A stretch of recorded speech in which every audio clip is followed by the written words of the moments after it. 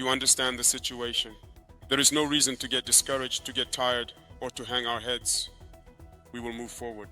On a bright and promising morning in May, President Ibrahim Traoré of Burkina Faso received an invitation that would change the course of his country's global narrative forever. The invitation seemed like an honor at first, a chance to speak at a prestigious global education forum hosted in Washington. What Ibrahim didn't know, however, was that the forum was carefully crafted by Jonathan Pierce, the White House communications director, with one goal in mind: to humiliate him in front of the world. Behind the scenes, Pierce had made his intentions clear. He had ordered Karoline Leavitt, the White House press secretary, to undermine Ibrahim's credibility during the live broadcasts, convinced that he could be easily discredited. With a mix of arrogance and strategic manipulation, Pierce believed that an African president, especially one from a country like Burkina Faso, didn't belong on such a stage, and that this forum was the perfect opportunity to remind the world of that. What Pierce underestimated, however, was the unshakable resolve and quiet strength of President Traoré. Ibrahim was not a typical politician, nor was he interested in playing the political games his counterparts often did. He wasn't there for the accolades or recognition from Western powers. Ibrahim had worked tirelessly to rebuild his country,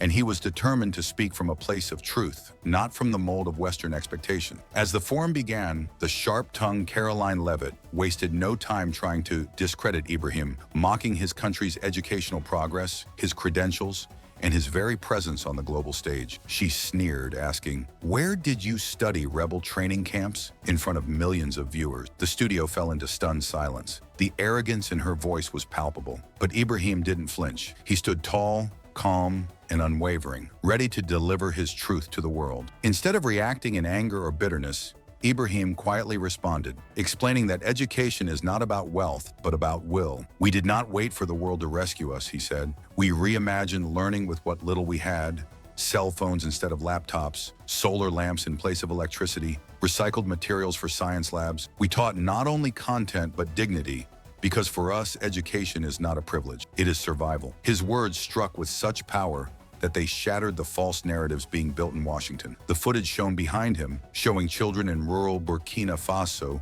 learning under trees, using solar-powered tablets, and creating water filtration systems out of recycled materials, told a story far different from the one Karoline tried to paint. These were not symbols of poverty. They were evidence of progress born from necessity, from innovation, and from the sheer determination of a people who refused to be written off. Karoline tried to dismiss his accomplishments, questioning his country's literacy rate, which until recently had been barely above 25%. But Ibrahim calmly countered, "In just 3 years, we raised that number to 78%. Not because we had more, but because we chose to do more with less." The conversation shifted dramatically. What began as an attack on Ibrahim's legitimacy quickly became a reckoning. Ibrahim's calm demeanor and unshakable resolve left Karoline with no words to respond. The world, watching from the comfort of their living rooms, saw not just a man defending his country, but a man exposing the deep flaws in the assumptions held by the Western world. And then came the moment that would go viral. Ibrahim turned to the camera and asked the viewers directly, "If a school in a rural African village consistently produces engineers who outperform those from wealthier nations, is that school inferior?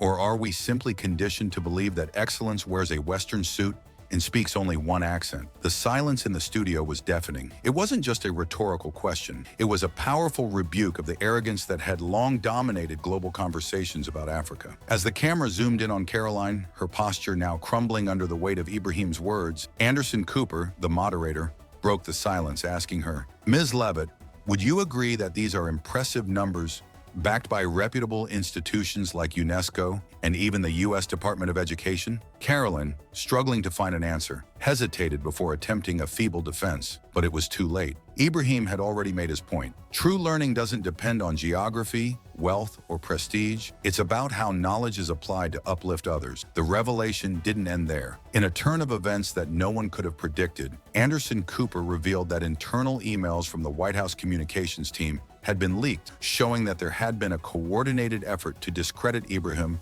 before the forum even began. The emails confirmed that Jonathan Pierce had been behind the campaign to undermine Ibrahim's credibility, using fabricated data, in misleading narratives to make him appear like an out-of-touch idealist. As the documents were read aloud, Karoline Leavitt's face drained of color. She realized the magnitude of what had just unfolded. Not only had she been used as a pawn in a political game, but the truth had now been exposed to the world.